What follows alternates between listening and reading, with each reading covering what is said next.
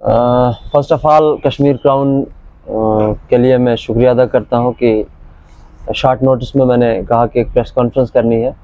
Press conference का मुद्दा व मकसद यही है कि आज से कबल 8 महीने पहले मैंने नेशनल कॉन्फ्रेंस से अपना रेजिग्नेशन पेश किया और ज़ाती तौर से नेशनल कॉन्फ्रेंस के साथ कोई इख्तिलाफ नहीं, लेकिन यहाँ डिस्ट्रिक्ट लीडरशिप की तरफ से जिस तरीके से डीडीसी इलेक्शन में एक मसला हुआ, डीडीसी इलेक्शन में पहाड़ी इलाके की तरफ से, रूरल पंचायत की तरफ से एक कैंडिडेट को उठाया गया और फिर हमने डिस्ट्रिक्ट प्रेसिडेंट के ब्लॉक से देखा कहीं ऐसी पंचायत जहाँ पे हमें एजेंट नहीं बने इलेक्शन के लिए, इलेक्शन के दिन के लिए।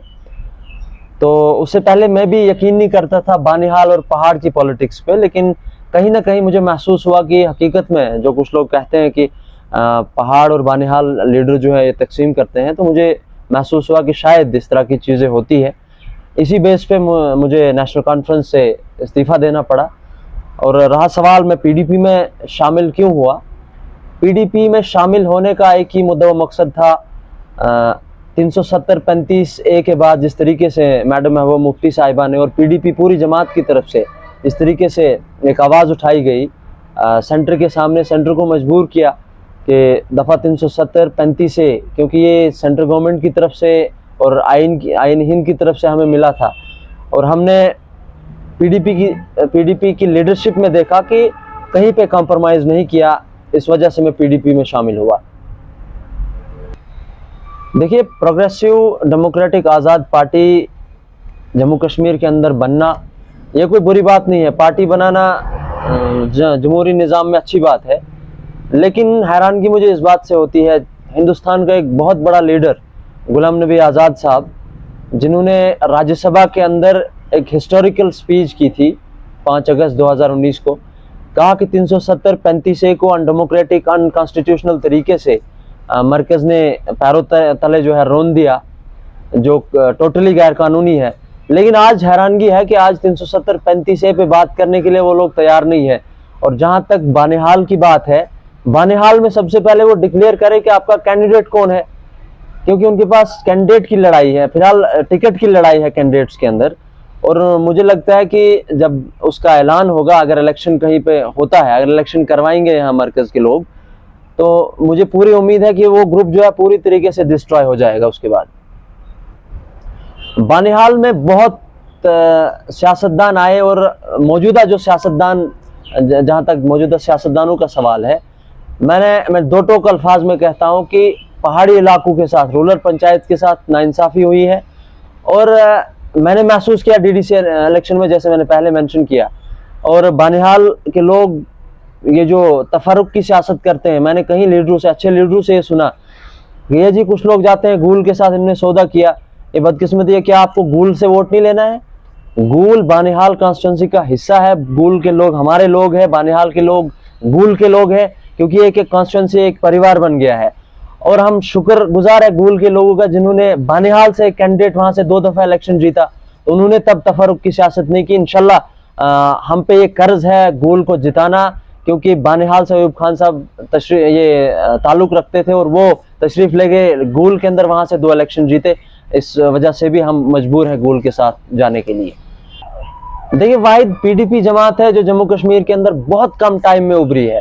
आप देखिए, 98-99 के अंदर पीडीपी जमात वजूद में आई और 2002 में यहाँ हुकूमत बनाई।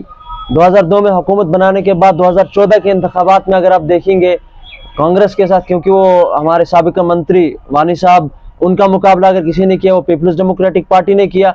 आने वाले वक्त में मजीद मजबूती के साथ इस कॉन्स्टिट्यूंसी में आगे बढ़ेगी। और दूसरा, एक जो मिसकंसेप्शन है लोगों के अंदर, जो लोग सियासत करना चाहते हैं वो करें, उनको हक बनता है सियासत करना। जो कहते हैं कि जम्मू कश्मीर के अंदर बीजेपी को घुसाने का काम अगर किया है वो पीडीपी ने किया, लेकिन ये बिल्कुल गलत बात है। आप मुझे बताइए, जम्मू रीजन में 26 सीटें लोगों ने बीजेपी को दी, वो वहाँ पे पीडीपी ने नहीं दी। जमहूरी निज़ाम के अंदर ये एक तरीका होता है कि जो मेजॉरिटी जमात है यहाँ, उन्होंने इल्हाक किया बीजेपी के साथ, लेकिन शराइत के बिना पे 370 पे उस पे एक एजेंडा ऑफ अलायंस बना, बाकी सीज फायर हुआ। हुर्रियत कॉन्फ्रेंस के लोगों के साथ पीडीपी सरकार में जो है बीजेपी ने बात की। आप मुझे बताएं, इतनी कट्टरपंथ सरकार जो है वो लोग जाके सेपरेटिस्ट लीडर से बात करते हैं। तो हम लोगों ने उस वक्त दरवाजे बंद किए। ये मुझे लगता है हमारी बदकिस्मती थी।